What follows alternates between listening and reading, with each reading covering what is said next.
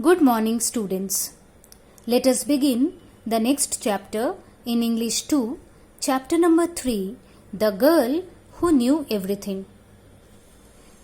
This is a model reading. Please practice reading in the same way as I have read the story before you. The explanation of the chapter will be done in the next video. The story begins with the warm-up. If you had superpowers, what would you like to do? Choose one from the pictures below. Now let's begin the story. Matilda Wormwood is only 5.5 years old, but she has already read all the books in the local library. On the first day at school, Matilda's teacher, Jennifer Honey, is amazed to see how the little girl can add up big numbers faster than a computer. She wants to find out more about the girl, but Matilda has a surprise for Miss Honey. Read the story to find out what it is. At this point, Miss Honey could not resist the temptation of exploring still further the mind of this astonishing child. She knew that she ought to be paying some attention to the rest of the class, but she was altogether too excited to let the matter rest.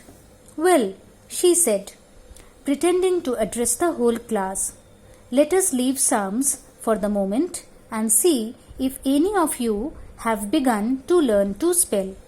Hands up anyone who can spell cat." 3 hands went up. They belonged to Lavender, a small boy named Nigel, and to Matilda. "Spell cat, Nigel." Nigel spelled it.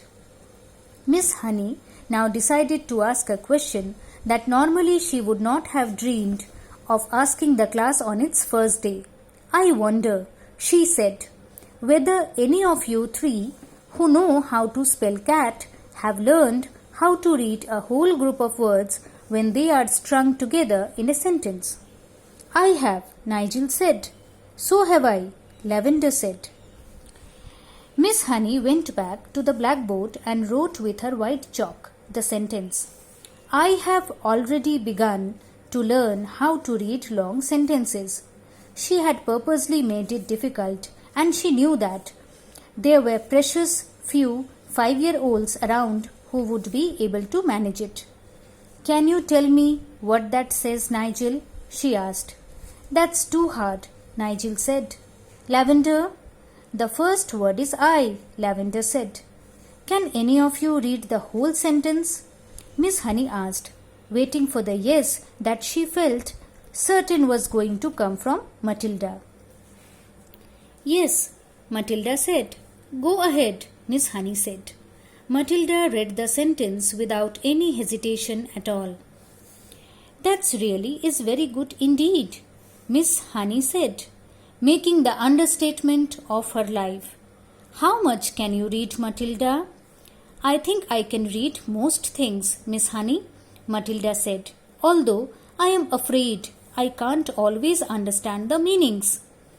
Miss Honey got to her feet and walked smartly out of the room, but was back in 30 seconds, carrying a thick book. She opened it at random and placed it on Matilda's desk. "This is a book of humorous poetry," she said. "See if you can read that one aloud." Smoothly, without a pause, and at a nice speed, Matilda began to read. "An epicure dining at Crewe found a rather large mouse in his stew. Cried the waiter, 'Don't shout and wave it about, or the rest will be wanting one too.' Several children saw the funny side of the rhyme and laughed. Miss Honey said, "Do you know what an epicure is, Matilda?" "It is someone who is dainty with his eating," Matilda said. "That is correct," Miss Honey said. "And do you happen to know what that particular type of poetry is called?" "It's called a limerick," Matilda said.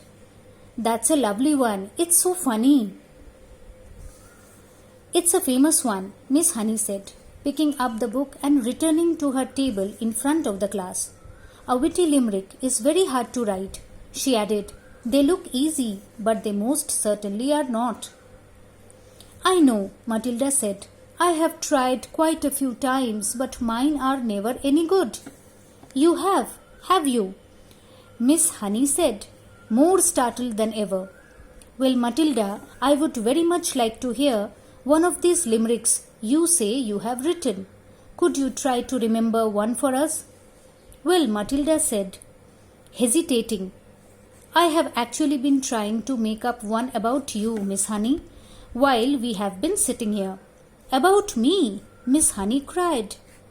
Well, we have certainly got to hear that one, haven't we? I don't think I want to say it, Miss Honey. Please tell it.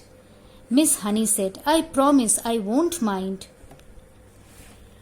I think you will, Miss Honey, because I have to use your first name to make things rhyme, and that's why I don't want to say it. How do you know my first name? Miss Honey asked. I heard another teacher calling you by it just before we came in, Matilda said. She called you Jenny.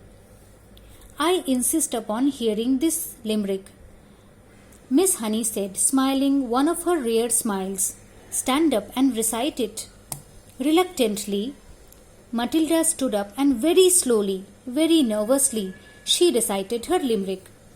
The thing we all ask about Jenny is surely there cannot be many young girls in the place with so lovely a face. The answer to that is not any. The whole of Miss Honey's pale and pleasant face blushed a brilliant scarlet. Then once again she smiled. It was a much broader one this time, a smile of pure pleasure. This story is an extract from the book Matilda, written by Roald Dahl. So children, please practice reading. Thank you.